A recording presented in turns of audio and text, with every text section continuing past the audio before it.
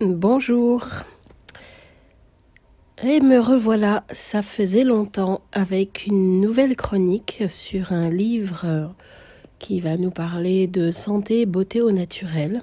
J'ai totalement craqué sur ce livre et en fait je pense que j'ai même trop tardé à le partager en fait. Donc c'est un livre, figurez-vous, que j'ai trouvé il y a une dizaine de jours dans une station-service en partant dans le sud pour aller expertiser des zones où je vais pouvoir planter des nouvelles merveilles pour mes tisanes.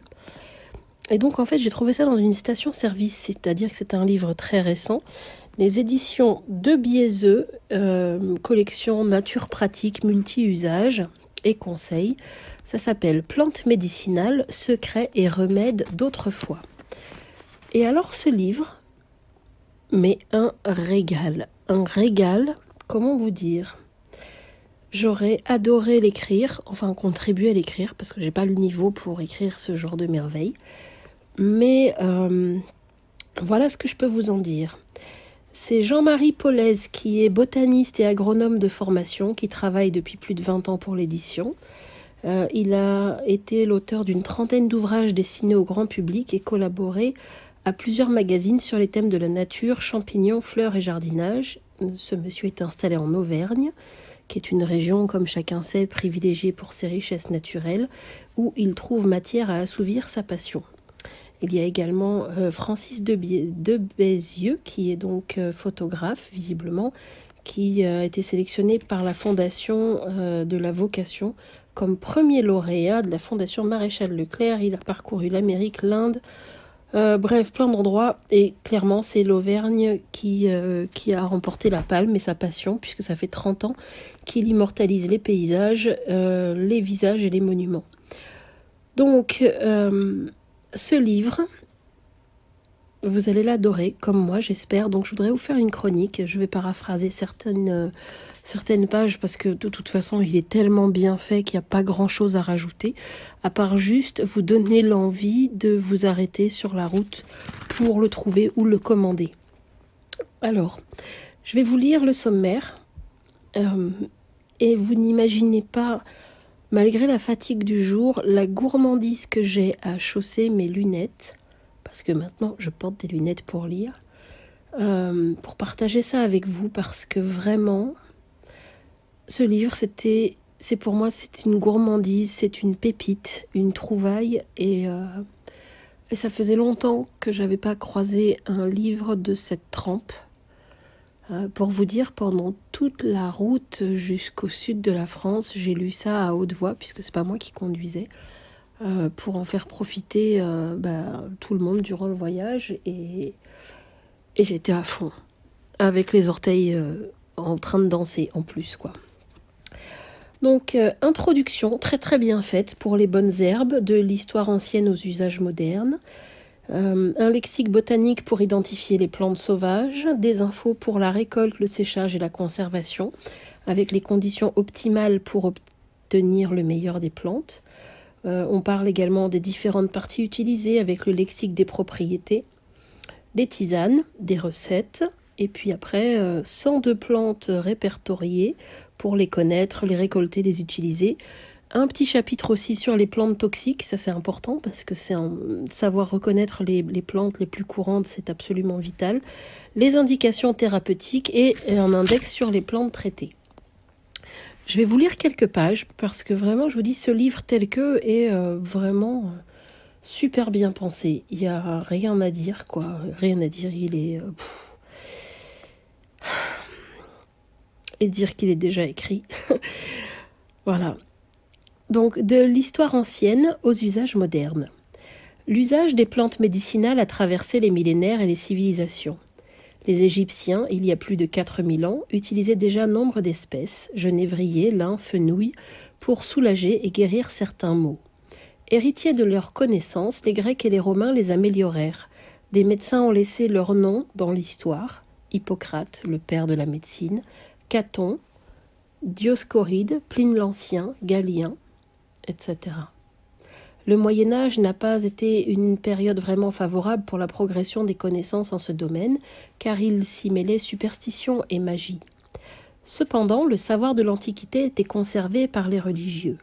Les moines cultivaient ainsi des carrés de simples, dont la disposition est restée sous la dénomination de jardin de curé. Avec la Renaissance débute une nouvelle ère et à partir du XVIe siècle, les nombreux voyages vers l'Amérique et l'Asie vont faire découvrir une multitude de plantes ainsi que de nouvelles propriétés médicinales. Les XIXe et XXe siècles connaissent l'amélioration du microscope et la naissance de nouvelles disciplines, biochimie, biologie cellulaire, histologie. À partir des années 1930, beaucoup de substances actives contenues dans les végétaux sont produites par synthèse. Mais les plantes ne sont pas abandonnées pour autant. Elles fournissent nombre de produits de base permettant d'élaborer des médicaments.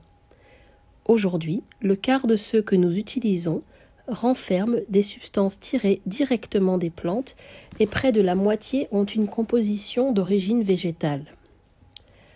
Après une période où l'on a pu croire que la science et la technique allaient régler tous nos problèmes, le public a redécouvert les bienfaits de la nature et la nécessité de vivre en harmonie avec elle.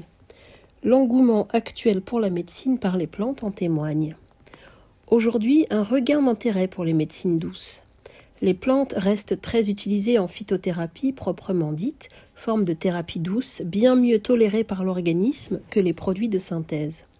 Mais le regain d'intérêt pour les plantes, qui concerne d'ailleurs toutes les médecines dites naturelles, s'applique également à l'aromathérapie, qui utilise des huiles essentielles, et à la gémothérapie, qui utilise les jeunes tissus en croissance des végétaux, bourgeons, jeunes pousses ou radicelles, particulièrement riches en substances de croissance. Les fleurs de Bach, du nom d'un médecin britannique, constituent l'une des méthodes de thérapie par les plantes parmi les plus récentes, bien qu'elle ait été établie dans les années 1930.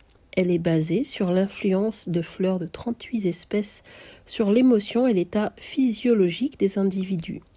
L'élixir floral qui en est issu permet de corriger les désordres émotionnels, source de troubles et de maladies. C'est à la Renaissance que Péraclès met au point sa fameuse théorie des signatures, émettant comme principe que les vertus médicinales des plantes peuvent être déduites de leur morphologie, de la forme de leurs racines ou de la couleur de leurs fleurs. Ici, par exemple, celle du bleuet restait bleue, même après séchage. On dit que c'est bon pour les yeux, et notamment les yeux bleus. Mais pas seulement, il y a d'autres vertus. Le cadre du livre. Nous avons sélectionné 102 plantes parmi les plus fréquentes, susceptibles de soigner les petits maux du quotidien ou d'apporter un traitement d'accompagnement pour des affections plus graves. Nous avons volontairement reporté en fin d'ouvrage certaines espèces qui ont un grand intérêt médical, mais qui présentent un risque pour l'utilisateur non expérimenté, souvent du fait de la toxicité partielle ou totale de ces plantes.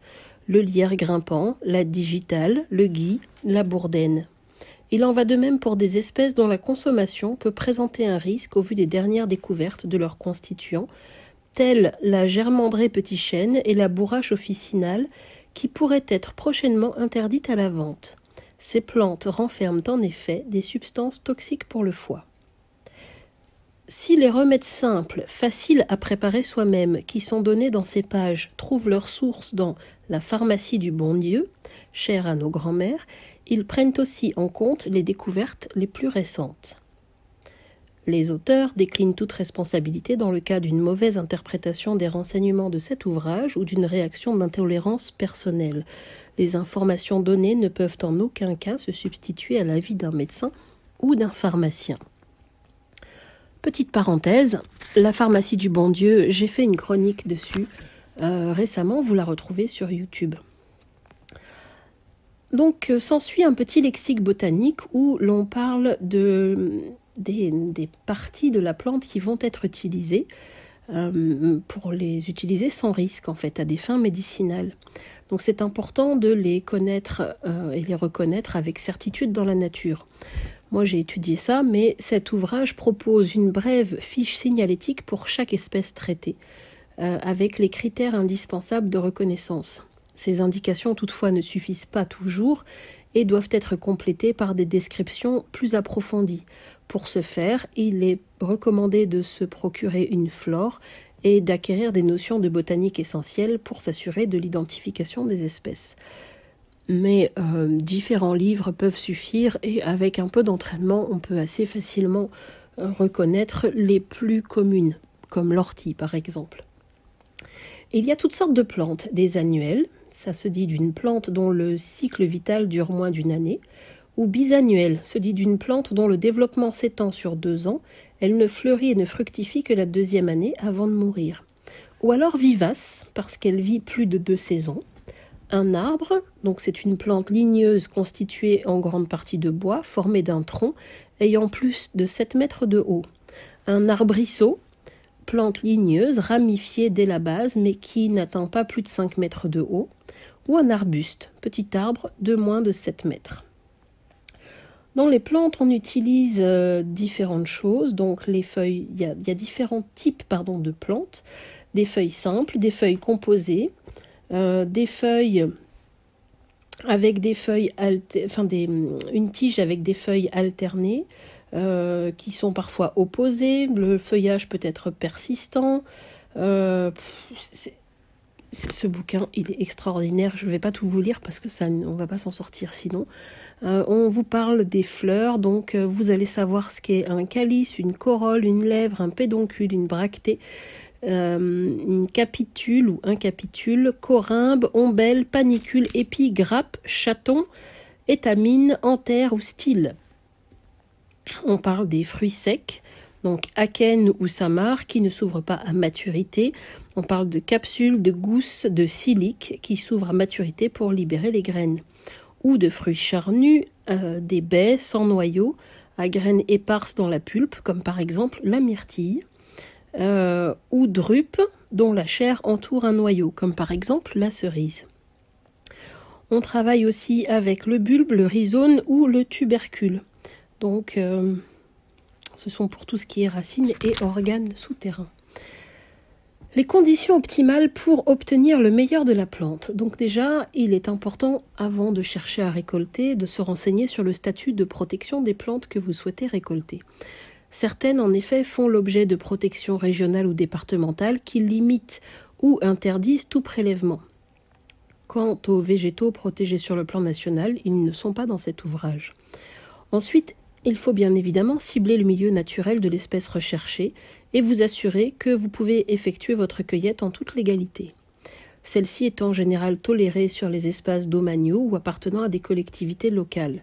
Mais un prélèvement de végétal sur tout autre terrain est soumis, bien entendu, à l'utilisation du propriétaire. Évidemment, cueillez loin de toute source de pollution, délaissez les plantes abîmées, présentant une maladie ou paraissant atypiques. Profitez d'une belle journée après dissipation de la rosée matinale. La plante séchera mieux si le temps est sec. Chaque partie de la plante concentre le maximum de ses principes actifs à une période précise de l'année, à laquelle il s'agit de faire la récolte. Le bon moment de la cueillette peut varier selon l'altitude et particulièrement les périodes de floraison. Pensez à vous munir de sacs en tissu ou de paniers pour transporter le produit de votre récolte et ne mélangez pas les différentes espèces cueillies. Quand récolter et quoi ? D'une manière générale, les feuilles se récoltent juste avant la floraison. Les fleurs et les sommités fleuries doivent être cueillies en début de l'épanouissement ou lorsque les fleurs sont en bouton. Les fruits, eux, se récoltent à maturité. Les racines s'arrachent à l'automne ou au printemps. L'écorce, elle, peut être prélevée toute l'année. Et la bonne période de toute récolte est rappelée dans chaque monographie en fonction des parties à utiliser. Bon à savoir, dans certaines régions, les végétaux et les fruits situés près du sol peuvent être souillés par des animaux, notamment les renards, et transmettre l'échinococcose, maladie qui attaque le foie, si on les consomme crus. Mais il faut savoir que le risque est mineur. Par ailleurs, les œufs du parasite sont détruits après 10 minutes à 60 degrés, 5 minutes à 70 ou 1 minute à 100 degrés. Si à la fin vous en faites des tisanes, normalement il n'y a pas trop de soucis. Mais le bon sens voudrait quand même que vous puissiez choisir des plantes qui sont positionnées à bonne hauteur pour éviter d'avoir le moindre doute. Concernant le séchage, qui élimine la majeure partie de l'eau d'une plante, il doit être commencé sitôt la récolte terminée et réalisé avec soin.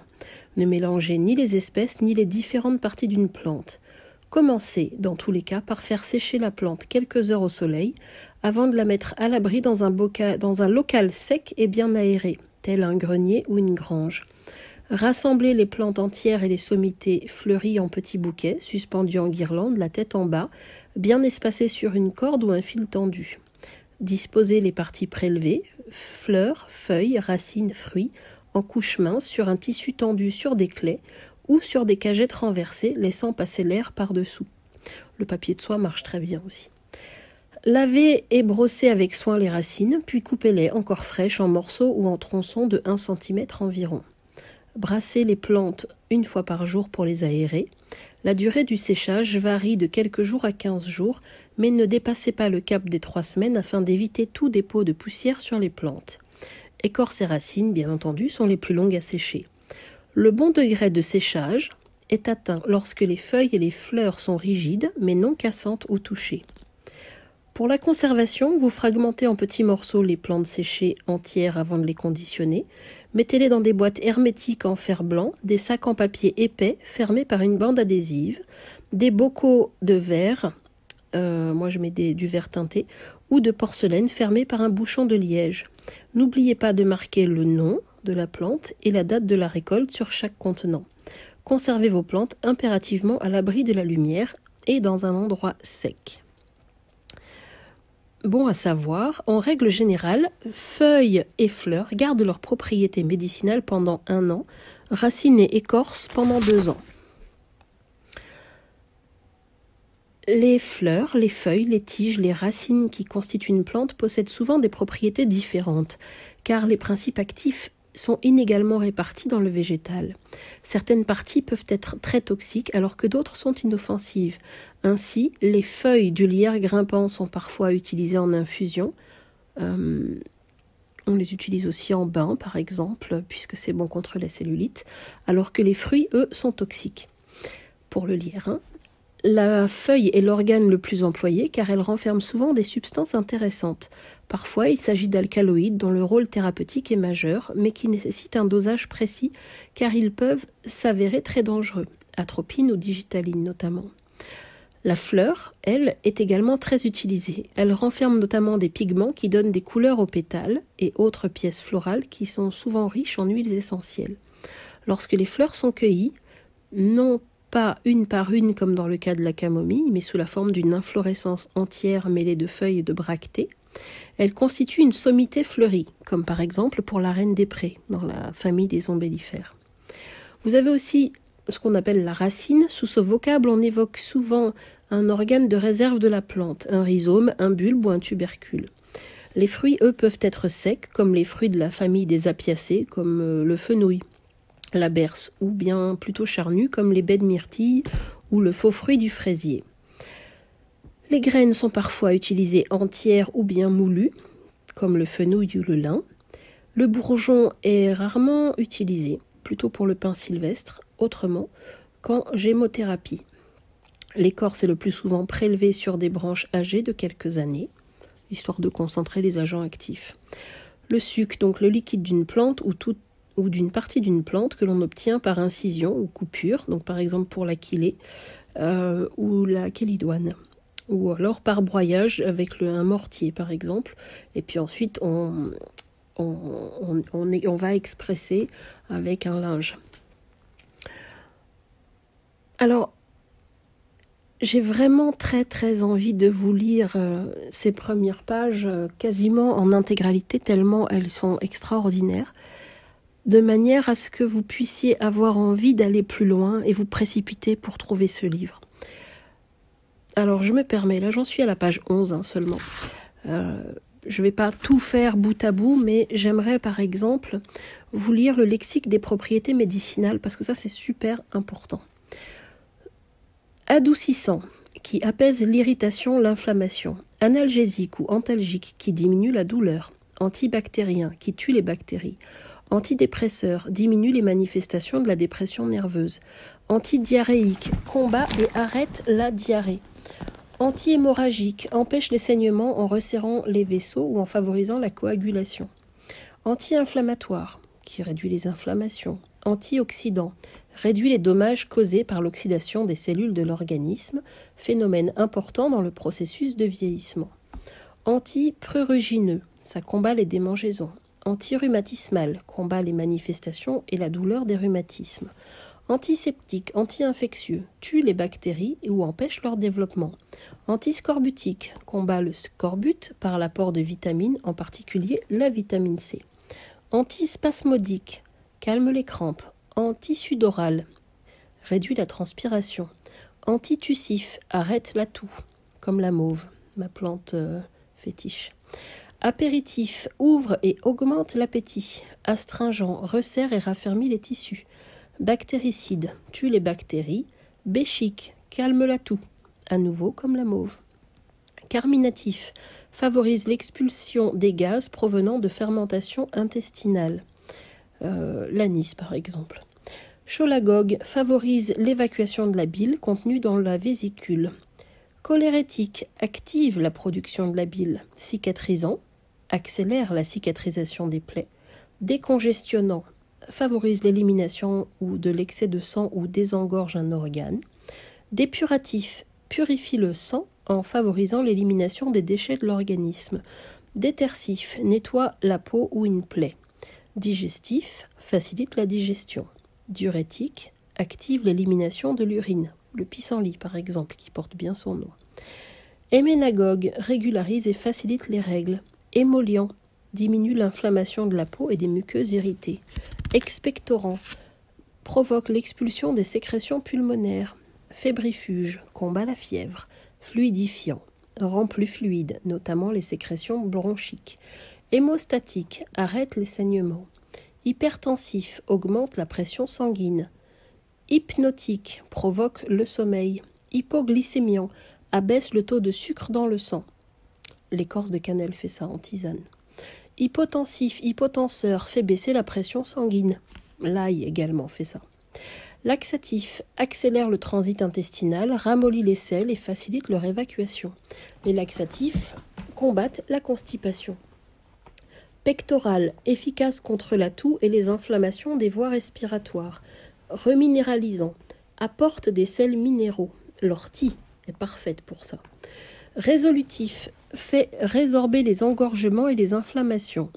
Sédatif, calme l'activité nerveuse, les états d'excitation.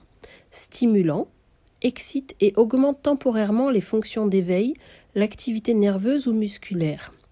Stomachique, active la digestion. Sudorifique, augmente la transpiration. Tonicardiaque, tonifie le muscle du cœur et améliore son fonctionnement. Tonique, stimule la vigueur de l'organisme en reconstituant ses forces. Tonique amer, fait saliver et stimule la sécrétion de sucre digestif. Vasoconstricteur, resserre les vaisseaux sanguins par contraction musculaire. Vasodilatateur, dilate les vaisseaux sanguins en relâchant les muscles lisses des parois de ces vaisseaux et donc diminue la pression artérielle. Vermifuge, détruit ou expulse les vers de l'intestin. Vulnéraire, contribue à guérir les plaies et les contusions. Alors, je vous invite à revenir en arrière pour vous repasser l'intégralité du lexique des propriétés. Et vous allez vous amuser peut-être à relier les points et les différentes familles de plantes. Vous allez voir que certaines vont pouvoir entrer dans différentes catégories. Et c'est justement leur intérêt, en fait. Côté des préparations. On parlera de décoction, d'infusion, de bain, de cataplasme, de compresse, de gargarisme ou de macération huileuse, d'inhalation, de lotion, de poudre, de sirop ou même de vin médicinal. Il faut savoir que, bien que la phytothérapie présente généralement moins d'effets nocifs que les médicaments, soyez quand même attentifs à toute réaction allergique qui pourrait survenir. Des plaques rouges, des démangeaisons ou encore une gêne respiratoire, un œdème, etc. Côté tisane, le bon dosage et la façon optimisée de les préparer, ça serait De préférence, préparez vos tisanes juste avant de les boire, car les propriétés des plantes disparaissent rapidement. C'est pourquoi toutes les recettes proposées dans ces pages sont formulées pour une tasse, soit environ 150 ml. Les dosages exprimés concernent la plante séchée, sauf mention particulière. Une cuillère à café est égale à 2 grammes environ de plantes sèches. Une cuillère à soupe égale à 6 grammes environ de plantes sèches. Une tasse à tisane, c'est 15 centilitres ou 150 millilitres. Globalement, c'est un mug. Un petit verre, c'est 10 centilitres. Un grand verre, 20 centilitres. Au niveau du sucrage, pour les tisanes, on conseille dans tous les cas de préférer le miel, de qualité bien sûr. On peut édulcorer les tisanes de différentes façons, y compris avec certaines plantes aromatiques ou de saveurs sucrées, la cannelle ou l'anis par exemple, en sachant qu'il y a des précautions quand même à prendre dans certains cas, mais on en reparlera. Mais dans tous les cas, excepté pour les diabétiques, privilégiez le miel. Le miel est moins calorique que le sucre, c'est un concentré de propriétés thérapeutiques à lui tout seul. Le miel est un antifatigue, un fortifiant, un stimulant général. Il a une action bactéricide et facilite le sommeil et la digestion. Est efficace contre les atteintes de la gorge et des voies respiratoires, par exemple rhume, maladie pulmonaire ou bien bronchite. En application externe, nous retiendrons notamment son action connue depuis l'Antiquité contre le vieillissement et aussi son pouvoir cicatrisant sur les plaies comme sur les brûlures, ce qui lui vaut d'être utilisé en milieu hospitalier. Donc, faites-vous plaisir.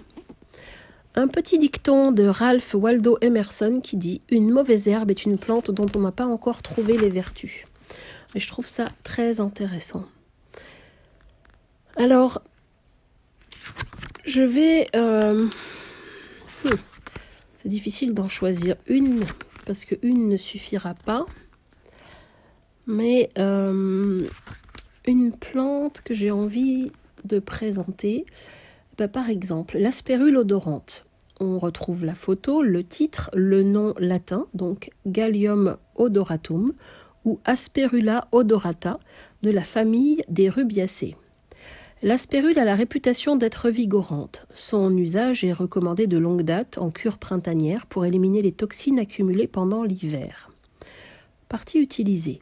La plante entière récoltée en début de floraison, donc mai-juin, et elle est mise à sécher délicatement.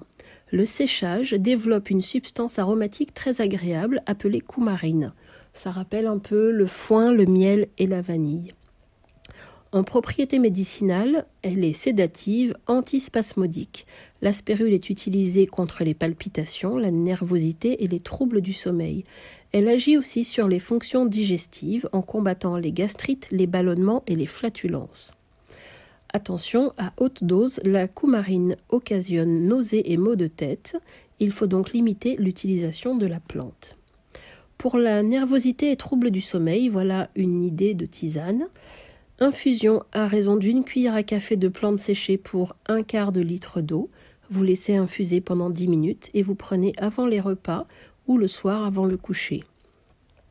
En cure tonique dépurative et digestive, vous pouvez également vous préparer le vin de mai, cette délicieuse boisson réputée dans le Nord-Est, en faisant macérer pendant 15 jours 50 g de fleurs fraîches d'aspérule odorante dans 1 litre de vin blanc sec. Ajoutez 100 g de sucre, de canne, c'est moi qui précise. Cette préparation peut être bue rapidement mais avec modération. Pour la conserver, mettez-la en bouteille capsulée car une fermentation se produit. Alors, une petite précision sur cette plante puisque vous avez des fiches d'indication pour bien les reconnaître. Plante vivace de 10 à 30 cm, tige à 4 angles, feuilles verticulées par 6 à 9, ovales, entières, bordées de poils, à odeur caractéristique de foin lorsqu'on les froisse et qu'elles sèchent un petit peu. Les fleurs sont d'un blanc pur de 5 mm en inflorescence lâche et parfumée. La floraison intervient de mai à juin. L'habitat pour cette plante, c'est bois de feuillus frais, au sol riche en calcium, en colonies denses jusqu'à 1500 mètres d'altitude. Je vais vous lire également l'aubépine, épine blanche, épine de mai. Alors, Crateagus oui c'est ça, Crataegus monogyna et pardon, j'ai pas bien vu avec mes lunettes, Levigata de la famille des rosacées. Avec une très belle photo d'ailleurs. L'aubépine est une plante médicinale de tout premier plan dont l'effet principal qui se manifeste sur le cœur n'a pourtant été démontré qu'il y a un peu plus de 100 ans. Les deux espèces proposées ont les mêmes propriétés. Les parties utilisées, les fleurs cueillies en mai lorsqu'elles sont encore en bouton et dans une moindre mesure les fruits. Au niveau des propriétés médicinales, tonicardiaque, l'aubépine régule la tension artérielle en dilatant les vaisseaux du cœur et le rythme cardiaque en abaissant la fréquence des battements. Son usage est conseillé aux personnes surmenées, anxieuses, stressées et souffrant de troubles du sommeil. Elle est encore efficace contre les troubles de la ménopause. Les fruits rouges sont dotés de propriétés diurétiques et astringentes. Pour tout ce qui est palpitations, hypertension et régulation du cœur, l'aubépine peut être utile en infusion. Prévoyez une cuillère à soupe de fleurs par tasse, à boire 2 à 3 fois par jour. En macération, vous pouvez faire macérer pendant 10 jours 20 g de fleurs séchées et émondées, donc on les écrase un peu, dans 80 centilitres d'alcool à 30 degrés. Prenez 30 gouttes 3 fois par jour dans une tisane ou simplement dans de l'eau. En cas d'insomnie, vous pouvez faire des infusions en mélange avec 25 g d'aubépine, 25 g de passiflore, dont on ne parle pas dans le livre, je précise, mais il paraît que la passiflore, c'est intéressant pour les peines de cœur. 20 g de mélio, 15 g de valériane, 15 g de tilleul. Tu m'étonnes, avec ça, tu vas bien dormir. Faites infuser 1 cuillère à café par tasse de ce mélange pendant 10 minutes. Buvez 1 ou 2 tasses le soir après le repas. Attention, les trop grosses quantités d'eau quand vous n'avez pas l'habitude, ça va vous faire aller aux toilettes et donc vous allez vous réveiller la nuit ou alors vous aurez des surprises. La fiche signalétique pour l'aubépine, arbuste très ramifié et épineux, feuilles de 2 à 5 cm, alternes, simples mais très profondément découpées, en 3 à 7 lobes dentés. Les fleurs sont blanches rosées d'ailleurs, réunies au sommet des rameaux, floraison de fin avril à début mai. Les fruits sont globuleux ou ovoïdes, rouges. Ceux de la Crataegus monogyna n'ont qu'un noyau. Ceux de la deuxième, Levigata, 2 voire 3. L'habitat, ce sont les haies, les lisières, les prairies, les friches et les espèces très communes. On en trouve jusqu'à 1600 mètres d'altitude. J'aimerais vous parler du bleuet des champs. Alors, Centaurea cyanus, famille des astéracées, et son petit nom c'est casse-lunette. Le bleuet, tout le monde connaît.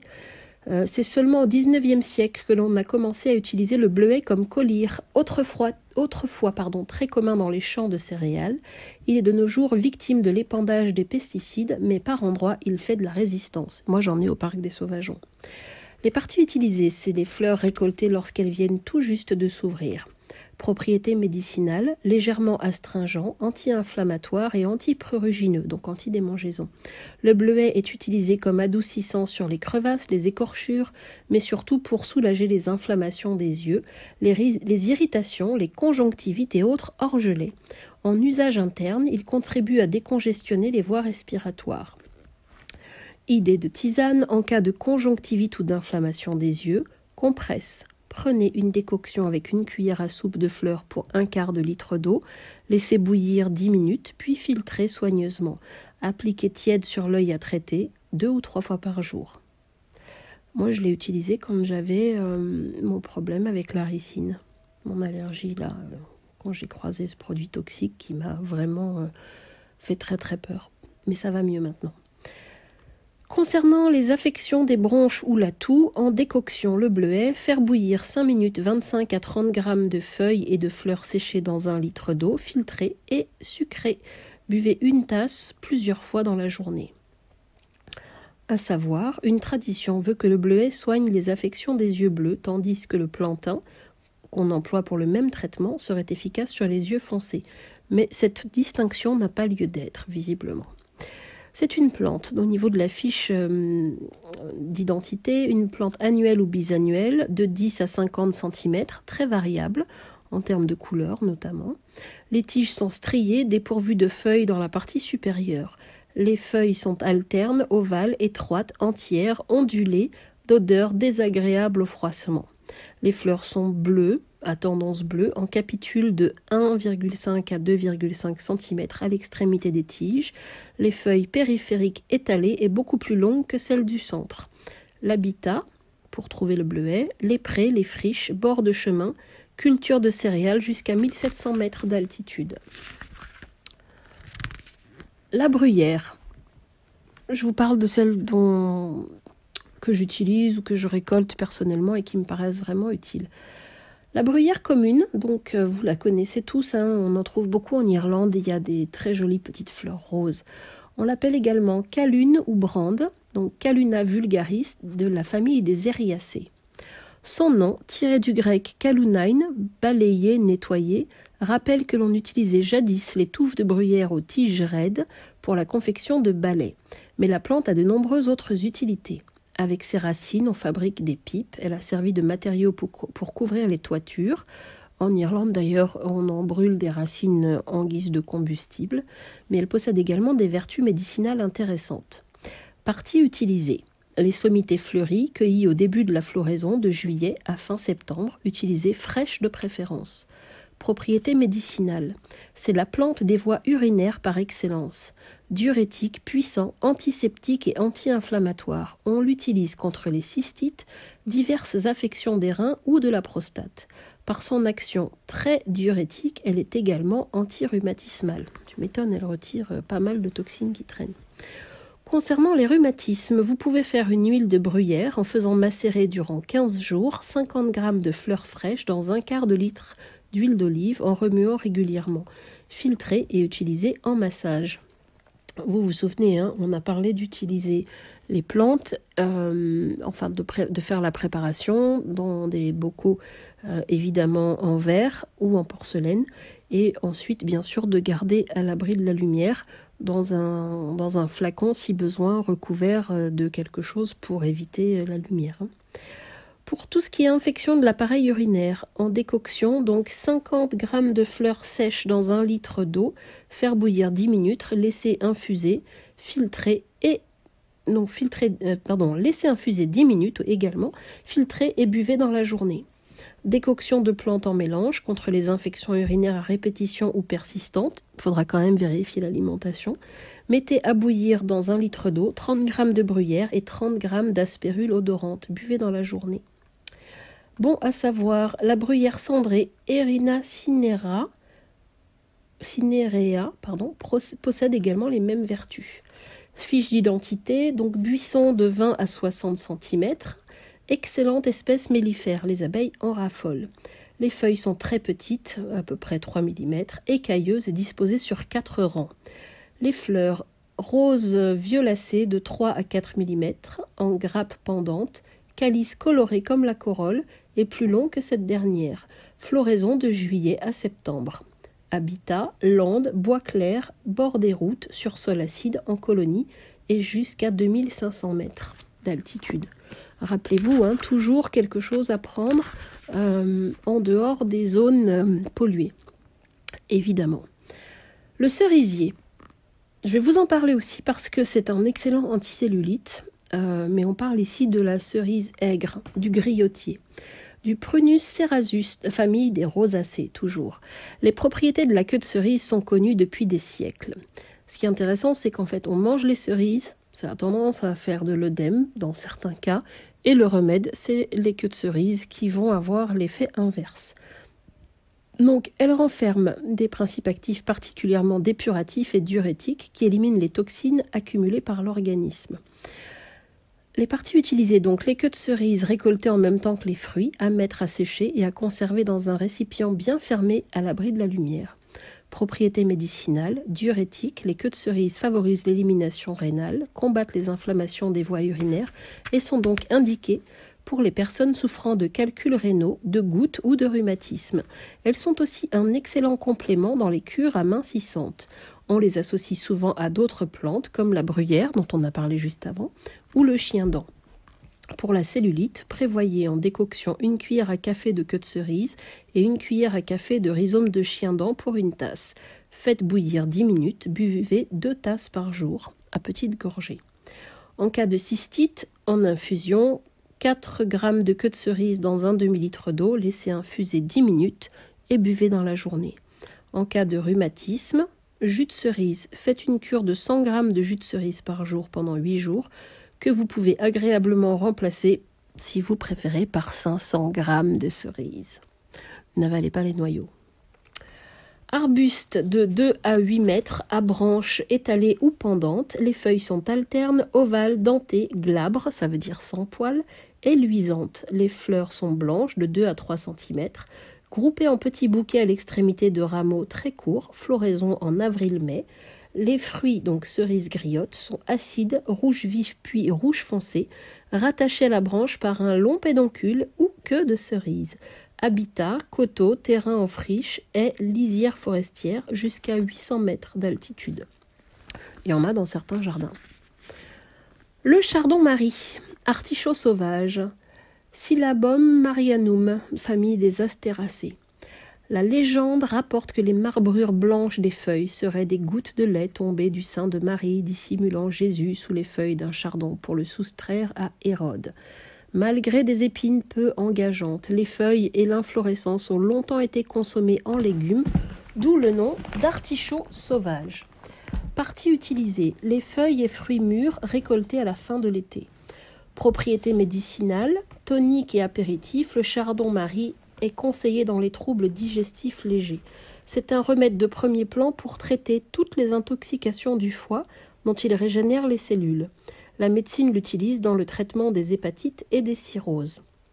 Attention, l'usage du chardon-marie est déconseillé pendant la grossesse et l'allaitement. En cas de troubles digestifs légers, infusion d'1 cuillère à café de feuilles sèches par tasse pendant 10 minutes. Prenez 3 tasses par jour avant les repas. En cas d'atteinte du foie, hépatite chronique ou cirrhose, veillez quand même à votre alimentation et prenez l'avis de votre médecin quand même, mais en infusion, dosez à raison d'1 cuillère à café de graines broyées par tasse, laissez infuser 10 minutes et buvez 3 fois par jour. À savoir, la silibine extraite de la plante est injectée en traitement aux personnes empoisonnées par des champignons du groupe des amanites. Donc c'est quand même une plante intéressante.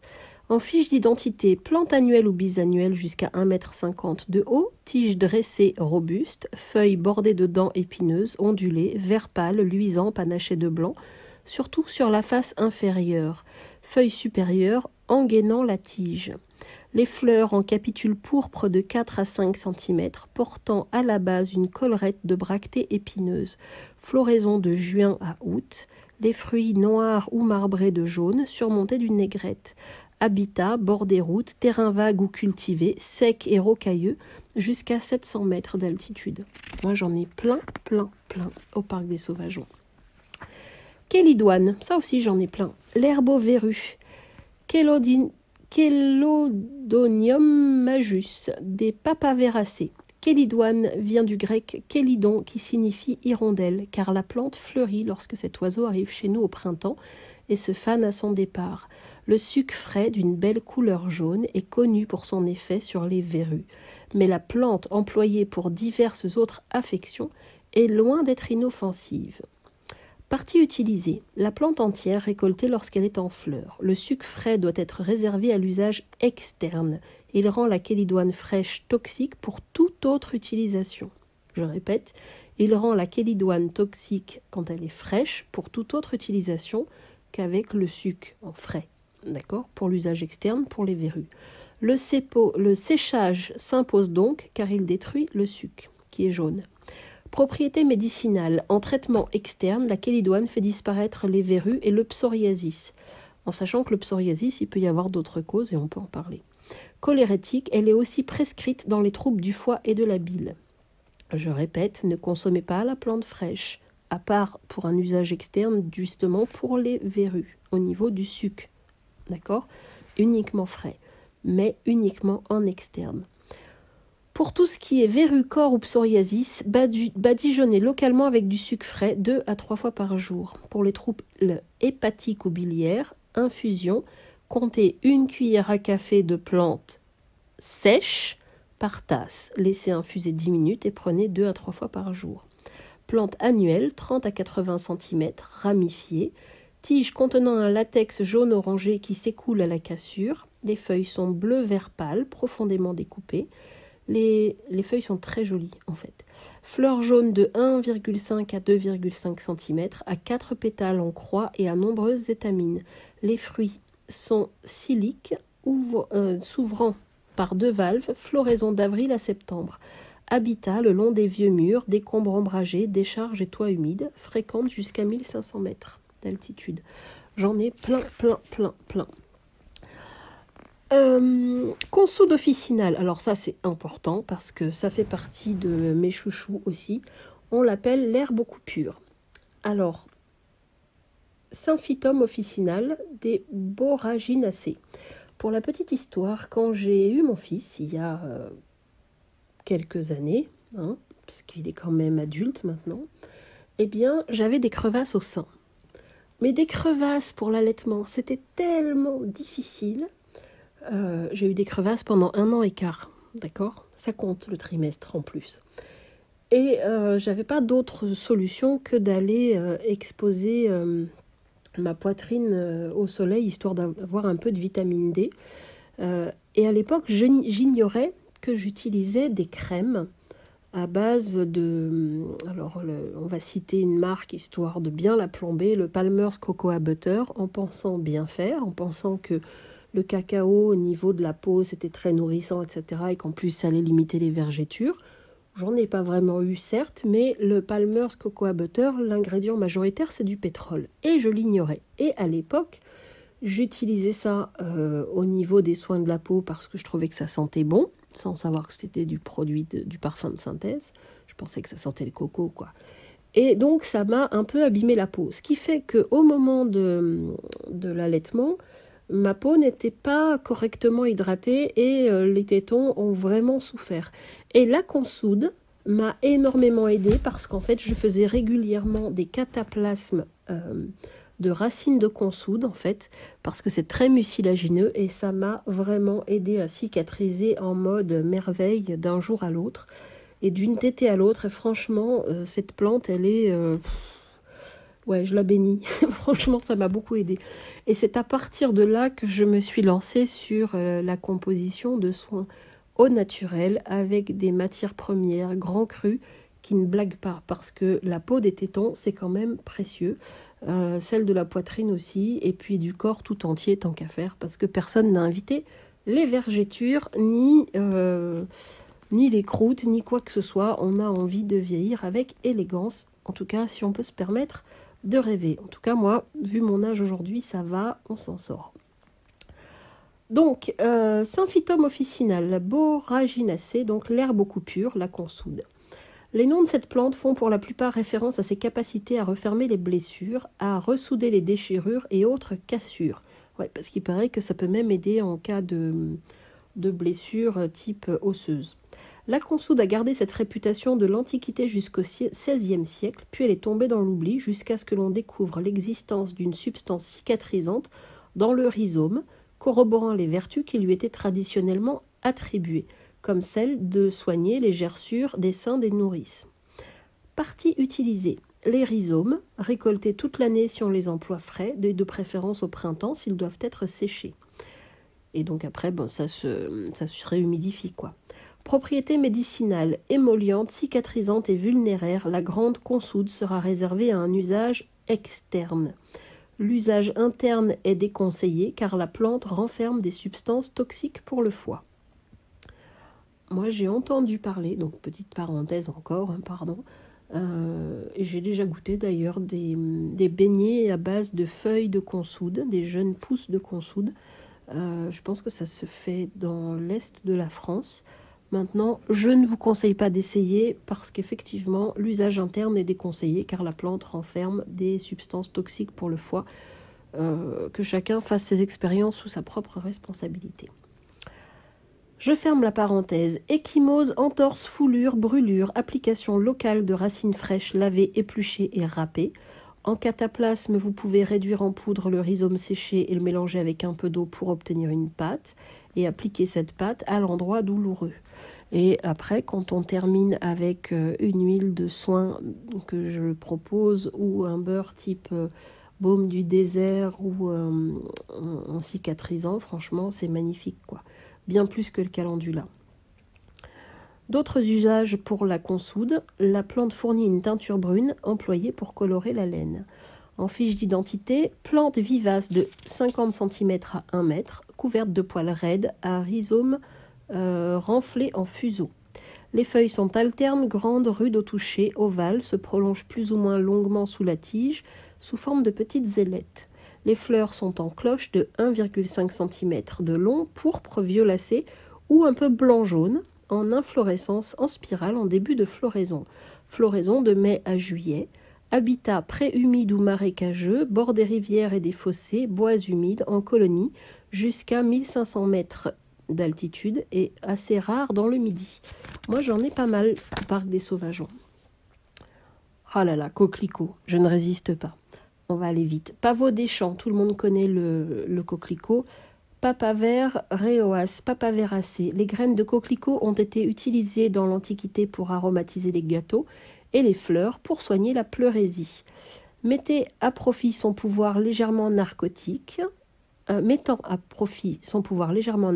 on mélangeait autrefois le sucre de la plante à la bouillie des enfants pour les faire dormir. Les parties utilisées, les pétales cueillis de préférence en début de floraison en mai ou juin, le plus loin possible des champs de céréales traités par les produits chimiques. Séchés à l'abri du soleil en couches très minces, ils prennent une teinte rouge et vineux. Propriété médicinale. Et c'est pour ça que j'en récolte pas mal, j'adore cette plante.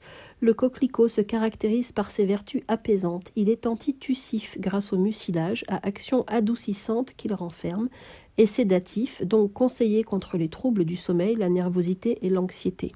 En mélange avec la mauve, ça fait partie des plantes secrètes qui sont absolument extraordinaires pour ma tisane équilibrante du parc des Sauvageons.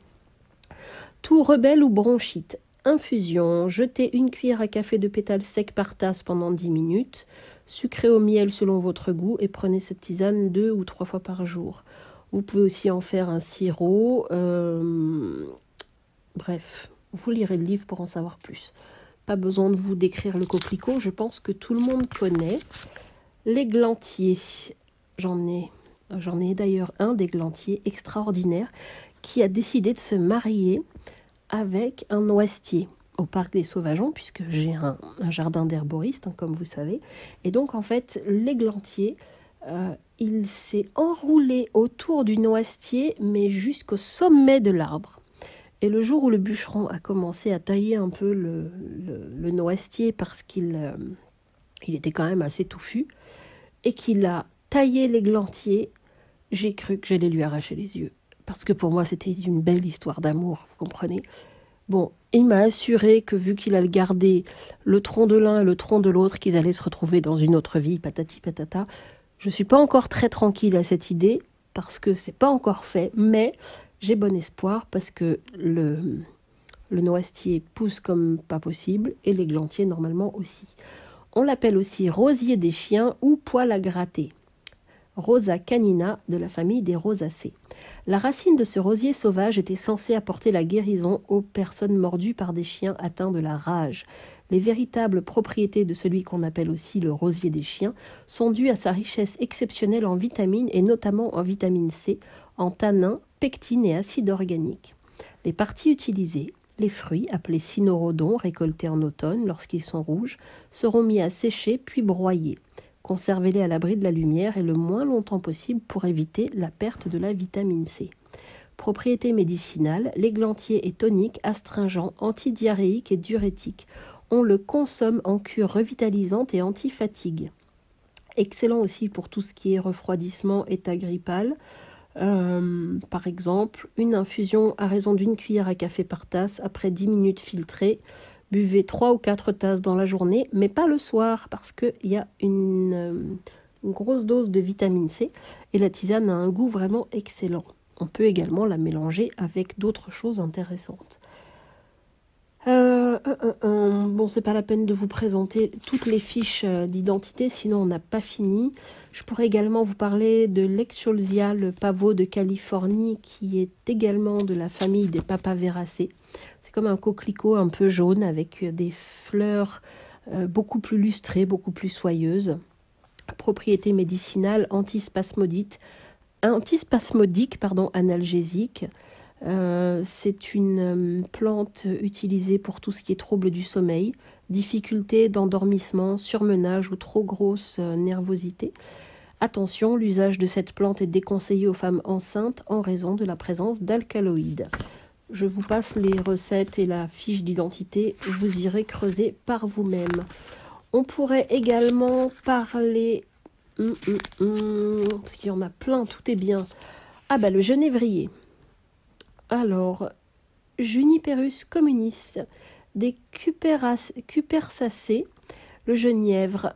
Alors, sans faire de réputation de produits miracles qu'elles avaient au Moyen-Âge, les baies de genévrier entrent tout de même dans la composition de plusieurs médicaments soignant les infections urinaires, les rhumatismes et les douleurs articulaires. Partie utilisée, les fruits récoltés en octobre ou novembre, à faire sécher en remuant souvent, et les fruits donc du genévrier ont une conservation assez délicate.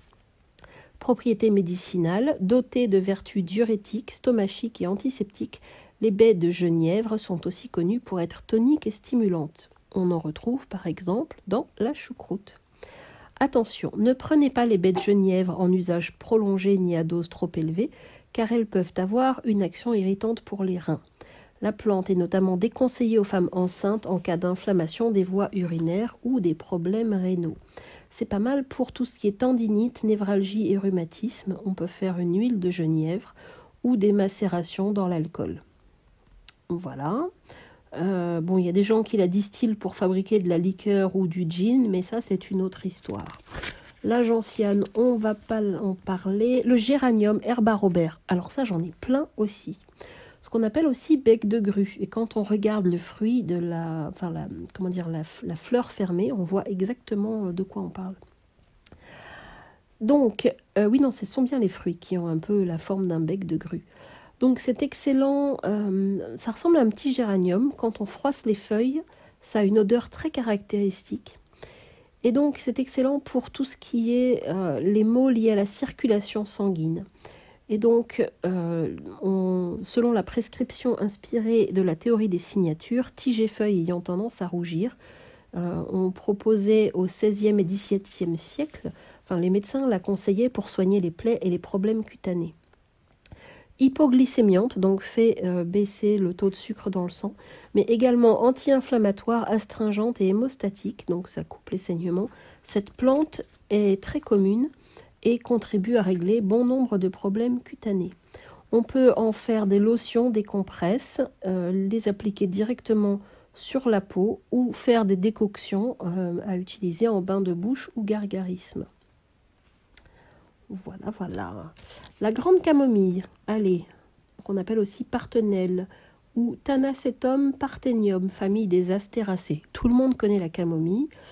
Attention, la camomille a un goût particulier, ce qui fait que si vous vous amusez à la collecter pour vous-même, ne faites pas l'erreur de mettre, comme moi les premières fois, trop de fleurs dans une seule tisane, parce que franchement, pour une seule tasse, une fleur suffit amplement.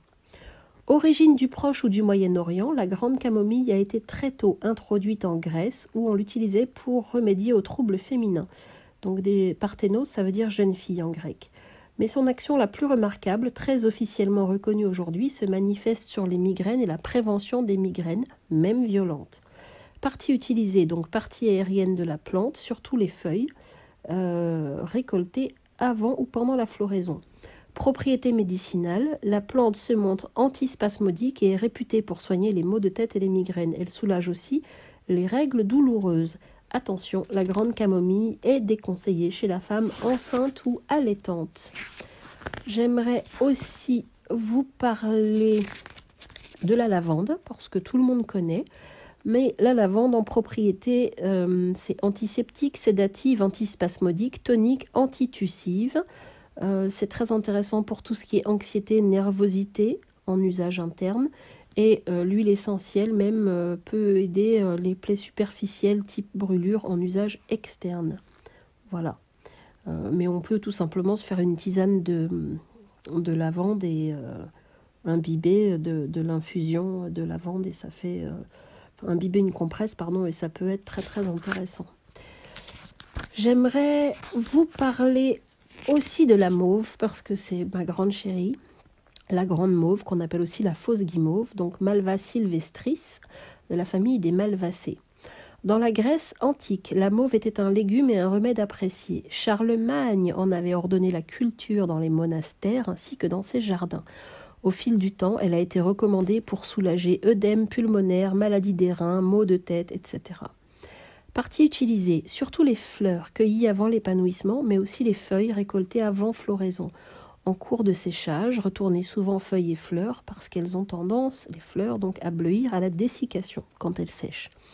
Ses propriétés médicinales, béchiques, adoucissantes, la mauve agit sur nombre d'inflammations et d'irritations des voies respiratoires, gastriques, urinaires, de la peau, des yeux également. Elle calme la toux, la bronchite, l'asthme, est émolliente et légèrement laxative.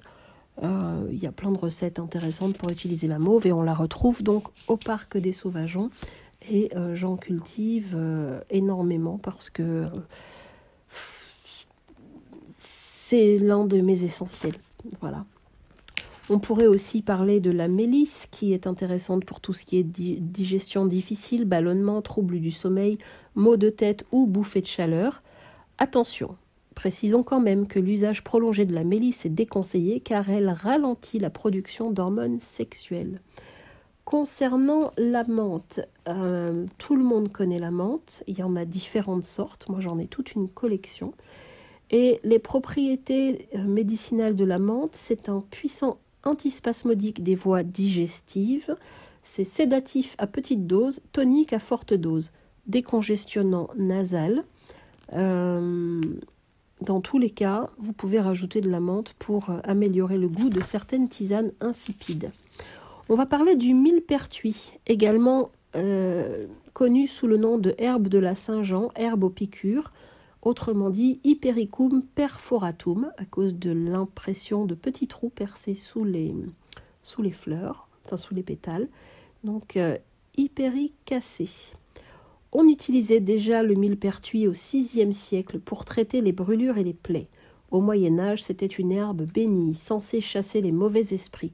On l'appelait chasse-diable. C'est à la fin du XIXe siècle que l'on a découvert les effets antidépresseurs de la plante. Partie utilisée, les sommités fleuries, lorsque les fleurs commencent à peine à s'ouvrir en mai ou juin, faites sécher en guirlande suspendue à l'ombre. Propriétés médicinales, antiseptiques, cicatrisants, vulnéraires, le millepertuis s'emploie là où la peau a été lésée. Il agit comme antidépresseur et antistress dans le cas de dépression légère. Béchique, efficace pour lutter contre les bronchites. Il soulage aussi les asthmatiques. On peut également en faire une huile de millepertuis. Spécial brûlure et coup de soleil. Remplissez un bocal en verre de fleurs de millepertuis en les tassant modérément et délicatement, puis complétez avec de l'huile d'olive. Laissez macérer 2 à 3 semaines au soleil, temps pendant lequel l'huile prend une belle teinte rouge. Filtrez et répartissez la préparation en petits flacons bouchés à l'abri de la lumière. Lotionnez les parties atteintes 2 à 3 fois par jour jusqu'à disparition des lésions. Attention, ne pas s'exposer au soleil juste après avoir utilisé cette huile en raison d'un risque de photosensibilisation. Et justement, c'est ça qui me plaît dans ce livre, c'est-à-dire que vous pouvez vous amuser, mais en même temps, toutes les indications spécifiques de mise en garde sont là, en fait. Et ça, c'est vraiment précieux. On pourrait parler de l'ortie Urtica dioica, donc grande ortie, ortie commune de la famille des urticacées. Cette espèce urticante, le plus souvent détestée des hommes, est pourtant une plante médicinale importante qui entre dans la composition de nombreux médicaments. Au début des années 80, on a découvert des propriétés de la racine pour traiter l'hyperplasie bénigne de la prostate. Rien que ça. Partie utilisée, la racine prélevée au printemps et les feuilles récoltées au printemps. La plante séchée n'est plus urticante. Propriétés médicinales, reminéralisantes. Les feuilles renferment entre autres du potassium, du fer, du zinc, du magnésium, du silicium. Elles sont également diurétiques et la racine est anti-inflammatoire. Vous comprenez mieux pourquoi l'ortie fait aussi partie de mes grandes copines. J'en cultive, j'en consomme, j'en propose, j'en fais des huiles, des trucs, des machins. Et j'adore ça. Voilà. On peut même en faire des soupes, qui est une excellente cure reminéralisante de printemps. Des tisanes également, des soins du cuir chevelu pour les pellicules. Il y a plein de choses à faire. Et vraiment, s'il fallait commencer par une seule plante, ce serait certainement ça. J'adore ce livre. J'adore ce livre et je pourrais lire ça pendant des heures parce que c'est un délice pour moi. C'est vraiment mon jeu préféré.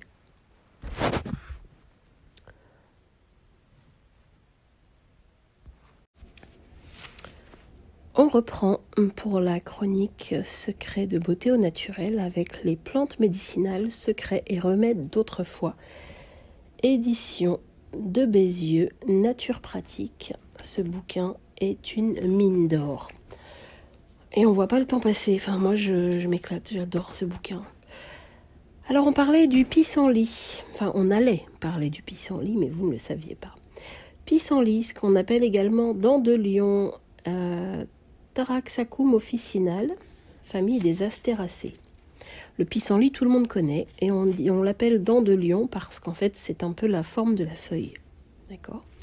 Les propriétés digestives des feuilles de pissenlit sont connues depuis la fin de l'Antiquité. Au début du XXe siècle, l'emploi de cette plante abondante partout a suscité une mode, taraxothérapie. Partie utilisée, les feuilles cueillies en tout début de floraison et la racine déterrée au printemps avant l'apparition des fleurs ou à l'automne. Propriétés médicinales, diurétiques, cholagogue, dépuratif, le pissenlit agit sur les troubles digestifs en facilitant les fonctions d'élimination au niveau des reins et du foie, notamment en stimulant la sécrétion de la bile, un peu comme toutes les plantes amères d'ailleurs. Il est indiqué dans les cures de printemps, seul ou mélangé à d'autres plantes nettoyantes, et dans le traitement des dermatoses comme l'eczéma. C'est intéressant pour les problèmes de perte d'appétit, de digestion difficile. Donc au printemps, vous pouvez manger en salade les jeunes feuilles de pissenlit tant qu'elles sont encore tendres et non amères. On peut en faire des tisanes, des décoctions, Il y a tellement de choses à dire, ce serait trop long. Parce que maintenant, il faudrait que je vous parle également du plantain. Plantain lancéolé, qu'on appelle l'herbe à 5 coutures. Plantago lanceolata, plantaginacée. Alors le plantain, on l'appelle aussi casse-lunette, figurez-vous. Le plantain, il existe en forme de lance, mais aussi en forme d'oreille. C'est le même principe en termes de vertu. Les propriétés du plantain sont connues depuis les temps les plus anciens, aussi bien en usage interne qu'externe. Son nom provient du fait que les feuilles ont la forme de la plante du pied d'une espèce proche, le plantain majeur. Les parties utilisées, donc, les feuilles récoltées du printemps à la floraison, que l'on emploie fraîches si possible ou séchées rapidement si l'on veut éviter qu'elles prennent une couleur brune, peu engageante en infusion. Propriétés médicinales, astringent, anti-inflammatoire, antibactérien, antitussif. Le plantain exerce surtout son action sur le système respiratoire, bronches, larynx, pharynx. En usage externe, il est prescrit pour calmer la douleur des piqûres d'insectes et traiter les irritations des yeux. Donc bronchite, toux, sinusite, rhume, inflammation des muqueuses, les yeux fatigués, les conjonctivites, le plantain sera votre meilleur ami. Si vous vous faites piquer par un insecte, franchement, c'est magnifique. La prêle des champs, queue de cheval, Equisetum arvense, donc Equisetaceae. La prêle est une plante sans fleurs des plus curieuses. Elle possède 2 types de tiges, les courtes, les unes fertiles, brun rouge, sans rameaux, portant au sommet un épi producteur de spores, les autres stériles, vertes, plus grandes et à nombreux rameaux, apparaissant après que les premières ne se soient flétries. Les parties utilisées, les tiges stériles uniquement, cueillies de juin à août, c'est-à-dire celles qui sont vertes. Elles doivent rester vertes pour garder leurs propriétés médicinales.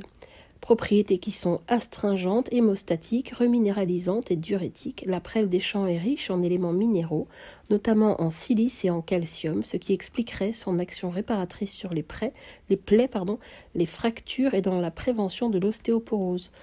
On utilise souvent la prêle pour les plaies qui cicatrisent mal, et puis aussi pour tout ce qui est reminéralisation, pour booster un peu le cuir chevelu.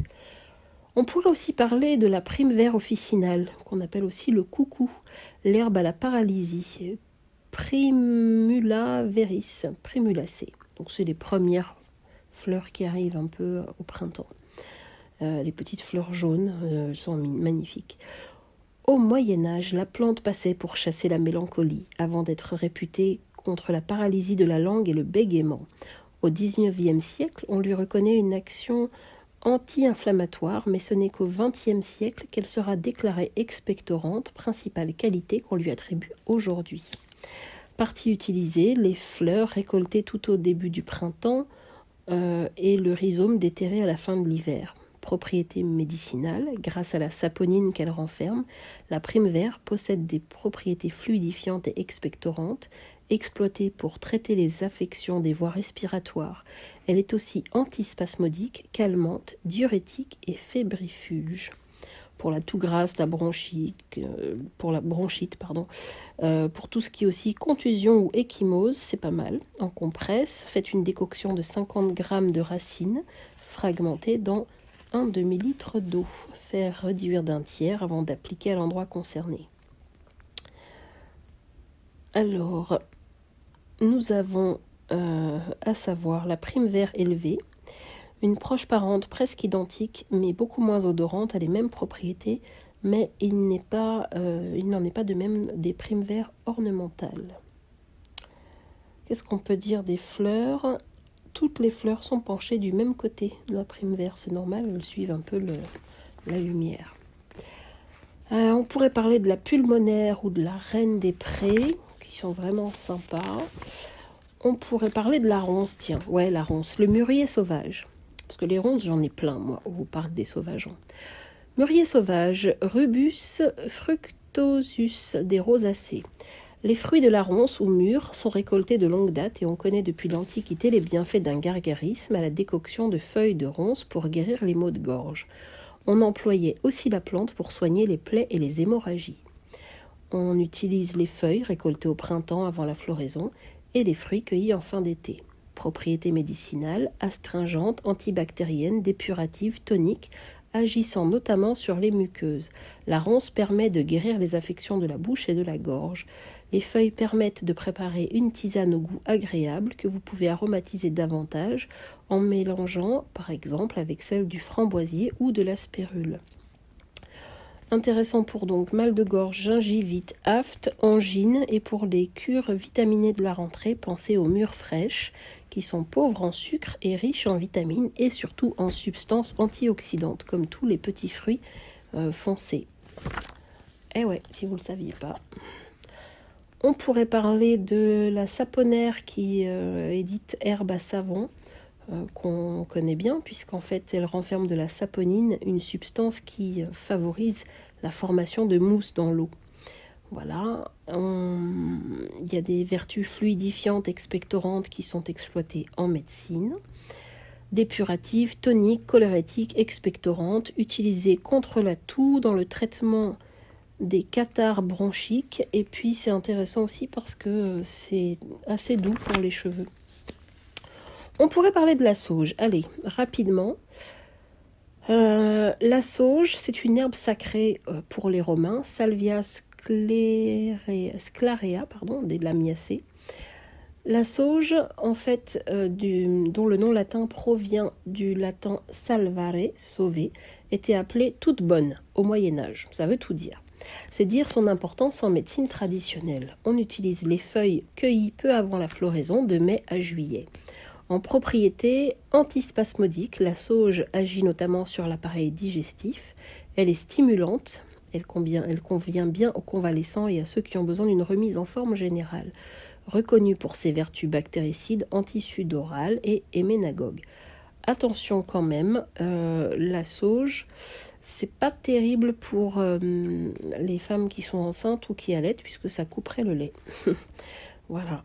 C'est dommage parce que c'est bien pour la convalescence, l'asthénie, la fatigue, les sueurs nocturnes, les vomissements, le mal de gorge ou l'angine. On pourrait parler du serpolet pour la toux, le ballonnement, digestion lente. On pourrait parler aussi du sureau. Ah ouais, le sureau, j'en ai plein ici. Le sureau, Sambucus nigra, des caprifoliacées. Le sureau a probablement accompagné l'homme tout au long de son histoire. C'est un arbre généraliste, soignant quantité de maux, rhumatisme, grippe, affection de la gorge, infection urinaire, obésité. Il entre dans la composition d'une vingtaine de spécialités pharmaceutiques. Autrefois, on employait aussi l'écorce en usage interne pour traiter les rhumatismes. On utilise les feuilles récoltées en pleine floraison et les baies lorsqu'elles sont bien mûres. Les baies peuvent être transformées en jus, vin, sirop, confiture, compote ou séchées et utilisées en tisane. Ah ouais, tiens, j'y ai jamais pensé. Ça doit être galère à sécher quand même. Propriétés médicinales, dépuratif, sudorifique, diurétique, émollient, le sureau favorise la fluidification des sécrétions bronchiques. Et c'est intéressant pour éliminer toutes sortes de toxines, puisque c'est un dépuratif. Du coup, c'est intéressant pour faire transpirer le cuir chevelu quand il y a des choses à nettoyer un peu, quoi. On pourrait parler du tilleul, mais vous connaissez déjà, hein, difficulté d'endormissement, irritation cutanée, crevasse, gerçure. On pourrait parler de la valériane qui est très intéressante pour être apaisé quand on a des troubles du sommeil, des insomnies ou qu'on se réveille trop fréquemment. Mais attention, c'est déconseillé aux femmes enceintes et allaitantes. D'accord ? On pourrait aussi parler de la verveine, mais attention, la même chose. Ça n'est pas toxique, mais il faut s'abstenir de la donner aux femmes enceintes en raison de ses effets sur les hormones, mais tout comme la sauge d'ailleurs. Voilà, c'est dommage parce que c'est pas mal pour les crampes, la fatigue, les coups de soleil, crevasses et gerçures. La violette odorante, ça tout le monde connaît ça. La violette, vous savez où les trouver, elles sont tellement mignonnes. Employée depuis l'Antiquité pour soigner la toux et dissiper l'ivresse, paraît-il. La violette est traditionnellement utilisée pour traiter les affections des voies respiratoires, favorisant l'expectoration et apaisant la toux. Mais vas-y, pour ramasser des fleurs de violette, c'est des petits trucs quand même. Les fleurs qu'on va cueillir sans leur pédoncule au début du printemps, à leur plein épanouissement. On peut récolter ensuite les feuilles au printemps ou en été. Donc, propriété expectorante, émolliente, sudorifique. La violette odorante fait partie des 7 espèces pectorales qui composent la tisane des 4 fleurs, voir page 86. Vous irez voir. Et les feuilles soignent les irritations des yeux. Violette de Mars, Viola odorata, de la famille des violacées. Alors, on va bientôt s'arrêter, mais j'aimerais quand même parler de différentes plantes qui sont toxiques, puisque je vous ai parlé tout à l'heure d'un lexique utile. La bourdaine, la bourrache. Autrefois, la bourrache était utilisée pour calmer les affections des bronches. Elle contient des alcaloïdes toxiques pour le foie. Aujourd'hui, seule l'huile des graines de bourrache est autorisée pour lutter contre le vieillissement de la peau par rapport à la vitamine E, je crois qu'elle renferme. Le gui, c'est une plante qui vit en parasite sur les arbres et qui produit en hiver des baies blanches. Vous savez, le bisou sur le gui au 1er janvier. Attention, la toxicité est concentrée dans les baies. Les accidents graves surviennent à partir de 10 baies absorbées, vomissements, diarrhée sanglante et soif intense. Le hou également, les feuilles et les fruits sont dangereux. Les enfants tentés par les fruits au goût agréable peuvent succomber à partir de 20 baies consommées, donc il ne faut pas blaguer là-dessus. Le lierre grimpant, très intéressant, pourquoi pas, mais en fait non, parce que la toxicité est souvent due aux fruits noirs qui apparaissent en automne. Quelques baies provoquent un état d'ivresse, au-delà commencent les troubles respiratoires. Les plantes très toxiques, la belladone, tout le monde sait ça. Toute la plante est toxique, engendrant peur, euphorie, hallucination. Les pupilles se dilatent, le cœur s'accélère. Il suffit de 10 baies pour tuer une personne adulte. La colchique d'automne, petite plante aux fleurs roses qui naissent dès la fin de l'été, tandis que les fleurs n'apparaîtront qu'au printemps suivant. On la trouve dans les prés humides. Toute la plante est toxique, et particulièrement le bulbe. Le poison brûle la bouche et l'estomac. 5 graines peuvent entraîner la mort par arrêt respiratoire. La datura, pareil, propriété hallucinogène qui peut entraîner la mort. La digitale, effectivement, ça va aider en médecine pour ralentir et régulariser les battements du cœur, mais à plus forte dose, le cœur s'arrête. Donc moi, je testerai pas. Voilà. La grande ciguë. Alors, ça c'est important parce que la grande ciguë, c'est important de savoir la reconnaître. On peut la confondre avec d'autres de la famille des ombellifères. Mais la grande ciguë, ses feuilles très divisées et ses ombelles de fleurs blanches au sommet des tiges font qu'on risque de la confondre avec l'angélique, le persil ou le cerfeuil sauvage. Mais l'odeur de la grande ciguë est très désagréable. On la trouve dans des lieux riches en azote, bordures de champs, fossés ou bois clairs. Toute la plante est toxique, particulièrement les graines. Elle provoque des troubles nerveux et respiratoires pouvant aboutir à la mort en 1 à 6 heures. La quantité mortelle pour l'homme est de 6 grammes. Alors, on ne blague pas.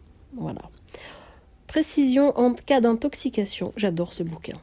Ne donnez aucun médicament ni liquide à boire à la victime, ni eau, ni lait, ni alcool. Appelez le SAMU, le 15 ou le centre antipoison le plus proche, qui vous indiquera la conduite à tenir, et consultez un médecin de toute urgence.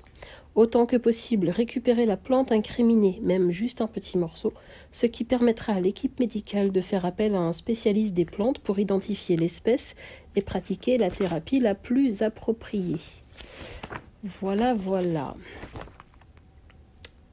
Vraiment, ce bouquin, achetez-le, ça ira plus vite. Parce qu'en plus, vous avez moyen de le retrouver facilement. On y parle dans les indications des abcès, panaries, acné, acouphènes, aérophagie, angine, anxiété, angoisse, aphte, appétit, perte ou manque d'appétit, arthrite, bouffée de chaleur, bronchite, brûlure superficielle, calculs rénaux, voies urinaires, catarrhe, cellulite, cheveux, soins du cuir chevelu, de la peau, la chute des cheveux aussi, cholestérol, colique, colite, conjonctivite, constipation, contusion, ecchymose, entorse, foulure, coup de soleil, coupe rose, croûte de lait, cystite, dartre, eczéma, psoriasis, au hasard, alaire, bardane, chêne, fumeterre officinale, gaillet jaune, pensée sauvage, pulmonaire officinale, salicaire, saponaire officinale, souci des champs. Dépression légère, par exemple millepertuis, dermatose, ail des ours, diabète, diarrhée, digestion difficile, douleur articulaire, eczéma, engelure, enrouement, entérite, entorse, estomac, donc problème de douleur ou autre, la fatigue, la fièvre, le foie, les foulures, les furoncles, les gingivites, les hémorroïdes, la grippe, la goutte, l'hypertension, l'insomnie, les leucorrhées, perte blanche, typiquement le lamier blanc, très bien. Ménopause, migraine, nervosité, obésité, palpitations, problèmes de peau, pour la cure dépurative, la beauté, l'acné, les vieillissements de la peau, la pharyngite, les piqûres d'insectes, on en a parlé tout à l'heure, le plantain lancéolé. Pour les plaies superficielles, les problèmes de prostate, de refroidissement, de règles douloureuses, de rétention d'eau, de rhumatisme, de rhume, saignement de nez, sinusite, sommeil, stress, surmenage, sudation, tendinite, torticolis, toux. Vous vous souvenez, pour la toux, on a parlé du bleuet, on a parlé du coquelicot, on a parlé de la mauve, mais il y en a d'autres, et de la violette aussi. Les ulcères, les varices, les verrues avec la kélidoine, ma grande copine, les vomissements, l'amélioration de la vue, les yeux fatigués, les yeux irrités, etc., etc., etc. Donc bref, ce bouquin, je pense que je vais acheter les autres bouquins disponibles dans la même collection parce que on a aussi les plantes comestibles, les fleurs sauvages, les orchidées sauvages, les papillons, les champignons, la faune sauvage, les oiseaux, bref. Ils ont gagné une nouvelle fan. Parce que dans ce livre, vous avez plus de 100 plantes de nos régions, avec des remèdes santé bien-être, des photos, des descriptions simples pour identifier chaque espèce, les bonnes pratiques pour obtenir le meilleur des récoltes, des plantes, avec la récolte, le séchage, la conservation, des recettes santé faciles à réaliser, infusion, décoction, lotion, inhalation et autres, 2 index de recherche alphabétiques ou alors par symptômes, et vraiment, le résumé à l'arrière, ça dit « De longue date, la médecine populaire a fait appel aux plantes sauvages pour soigner de nombreux maux. Ce guide pratique vous propose de renouer avec ces remèdes d'autrefois qui, associés aux connaissances d'aujourd'hui, sont source de bonne santé et de bien-être. » 13,50 €. Franchement, je l'aurais payé le triple sans aucun problème, tellement il est bien conçu ce livre. J'ai été ravie de pouvoir en parler avec vous. Malheureusement, je n'ai pas le temps matériel, et puis vous seriez peut-être fatigué avant moi si je vous lisais la totale, parce que vraiment, s'il devait y en avoir qu'un dans votre bibliothèque, parmi les livres les plus récents, celui-là serait certainement en bon ballottage avec un autre des éditions Terre Vivante, quoi. Je trouve que ça vaut le coup. Donc allez-y, et puis tenez-moi au courant. Allez-y intelligemment quand même. N'oubliez pas que pour les femmes enceintes ou allaitantes, il y a quand même des contre-indications. En cas de doute, le médecin ou le pharmacien pourront vous donner leur avis. Et puis bonne cueillette à tous, bonne d'épuration à tous, et joyeuse tisane. À très bientôt.